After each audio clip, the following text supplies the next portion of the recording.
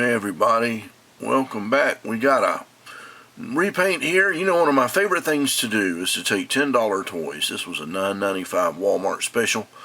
The Spinmaster 12-inch Superman from the new movie. This is the David Corenswet figure.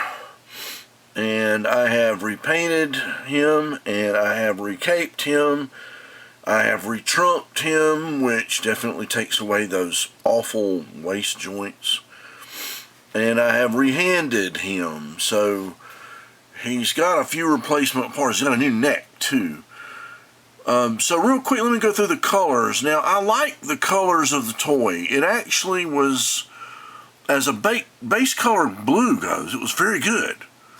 And knowing that I have a magic trick, which other people are now learning, Mr. Super Clear Matte, and knowing it would react, that the plastic would react to the super clear real well and dull down real well, my trick was to adapt the boots, find a good piece of red fabric, which I happen to have on hand.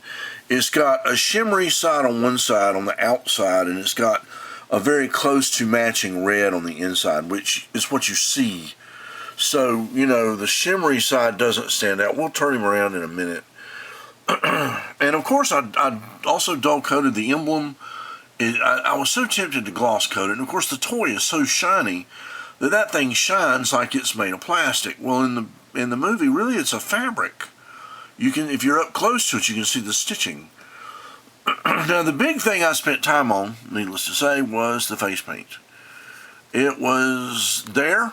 It was not easy. It was a very close likeness. I mean, I do think they scanned these. I don't know if they have sculptors on hand. Somebody else that's worked on these made a comment of that. I want to do a big shout out to Ibrahim Mustafa, who is an inspiration for me no matter what he does. He's just a damn good customizer.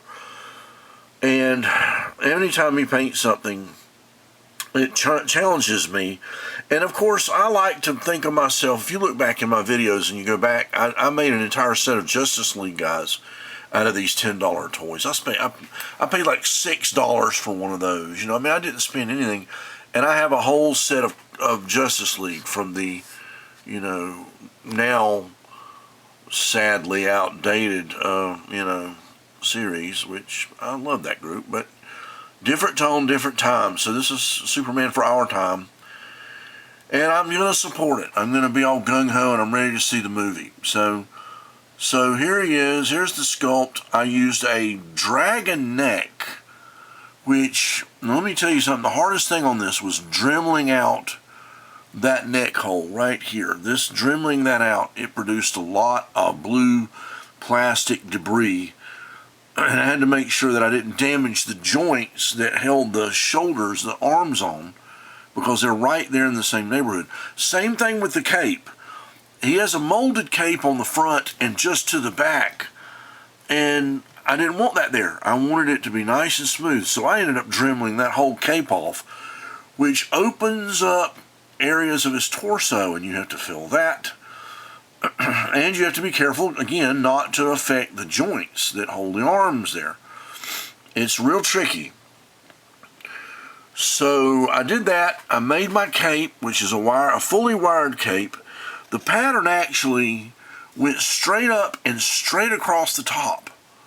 And I put those folds in with using the wire. Now, the back side should not do what it's doing. I did borrow the emblem from the other cape, the Spinmaster cape. It's a little big, but it's okay. But you see, I've kind of got some folds in there. It's the only bad thing about the shape that I used. I really had a hard time measuring the back side and getting it where you could see his collar. And if you notice, dremeling out the neck reduced the collar size. And I won't lie to you, I'm not against that. I feel like Corenswet's collar is a little big. So, okay, I took some liberties. I bet you when they do another movie, he won't have a great big collar. But I kind of like the slightly smaller collar. I think it just works better for Superman. And my neck fit in there. It went right in. I had to really dremel away, though. I lost about maybe 1/8 of an inch of collar. And I folded over the cape where the wires were 4 times each side, and I pressed it into the hollows I made where the fake cape was supposed to go. And there it does create a hollow. So the cape was a lot of work, and it took 2 capes to do it. I had to make one. It was almost like, okay, a dry run, it didn't fit, it wasn't right, it wasn't wide enough, etc., etc. But it gave me a lot of information. Now, another thing that makes mine unique, and I know there's going to be some comment, is the trunks. That's right, mine has trunks. I went through a bunch of Superman parts that I had from ages and ages ago, and there was some that they topped about right there, and it would have looked great on here, but I had to stretch and pull and stretch and pull, and I realized there was a seam line in the top. It was folded over, so I just thread by thread undid that seam, hoping the whole thing wouldn't come apart, and laid it flat, and basically super glued it down under the belt and took a razor knife and cut, as I went. I only did a segment at a time, and that way it looks like it's going up under the belt. Now, it just happened to be that they were nicely seamed and fit the lines where the trunks ended on the figure. So I kind of super glued that down a little bit. They're slightly flexible to allow for some leg movement, and I actually packed cotton in these hollows. There's just some, as I was going, I put cotton in there. Now you can kind of still see the plastic, but it's not gross, it's still got that, Superman trunk thing going on. And I didn't have to change the color of the fabric was perfect. Perfect match. What I did was tried to match this belt loop. And other than that, everything else is, the hands. The hands are Hot Toys fists with Hot Toys joints. I dremeled out the armhole and drilled a hole in there where you could push it in. It doesn't flex great, it doesn't turn great, but they stay in, and they look 10 times better. I like Superman with fists. What the heck? So, and it also scales him better. The hands are just a little better scale. And since they're smaller, they make the head not quite look too small. His head's a little small. It's incrementally small. Real quick note about that, about small heads on heroic figures. If you study anything, I went to art college, and if you study anything about head ratios, a human body is about 7 heads tall. In other words, if you stacked a human head up, one to the top of the head, it's about 7 heads tall. Well, Greek statuary used to do 8 heads tall, and it adds a head. It makes the head smaller. It makes the body bigger and more muscular looking, and in all honesty, that's kind of what they've done here. He's 8 heads tall. He's got a slightly smaller head, but boy, does that build his body up. It makes him look more buff than he would if he had the 7 heads tall head on there. And I actually like that better. So it's like, what the heck? It's a toy. It's not meant to be perfect. And it'll do. It works for me. Now, when Hot Toys comes out with one, he'll be 7 heads tall. Did some touch-ups on the costume. You can see some of the highlights that stand out on it. They're very subtle. I didn't do too much. I wanted to keep the base blue color. I cheated. I wanted to keep it. I liked it. I did some highlighting and some shading on it. But I brought out like the knee pads and the shoulder pads. And the colors I used, just so you can see, transparent red came into play over the colors. When you paint them down there, they didn't match. A little transparent red would bring it into play. The main one was scarlet. Of course, all these are Vallejo colors. You can see the number if you can see that there.